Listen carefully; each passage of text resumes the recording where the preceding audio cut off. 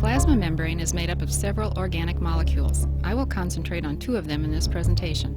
The first molecule is a lipid. It is called a phospholipid because instead of the usual 3 fatty acid chains, there are only 2. The third bonding position is with a phosphate group.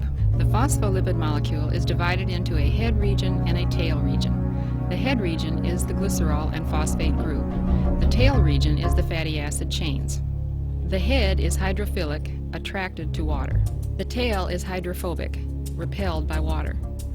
It is this property which allows for the unique molecular alignment that makes the plasma membrane.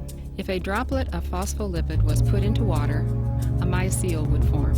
A mycel is a sphere with the hydrophilic heads on the surface, the tails inside, away from the water. Our bodies are made up of approximately 60% water and trillions of cells. The water can be found inside the cells, outside the cells, and in the bloodstream. The location of water and the phospholipid, hydrophilic, and hydrophobic ends enable the membrane to form a bilayer of lipids. The currently accepted model of the cell membrane was developed by Singer and Nicholson in 1972 at the University of California, San Diego. Pictured here, the plasma membrane looks like a sea of lipid with icebergs floating in it. The membrane is very flexible and has a fluid motion. This design of the plasma membrane is called the fluid mosaic model. Quite often, these proteins have sugar molecules attached to them, forming glycoproteins. These molecules extend from the membrane surface and act as an identification marker.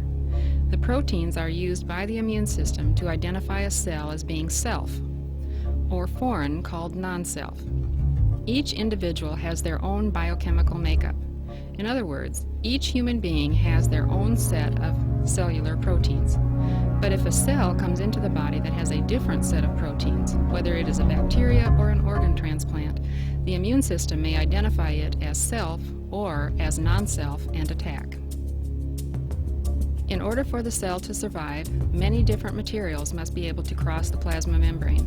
When water passes through a cell's membrane, the type of diffusion is called osmosis. When solute particles pass through a cell's membrane, the type of diffusion is called dialysis. Before looking at this movement through the membrane, it is important to understand the movement of molecules in general.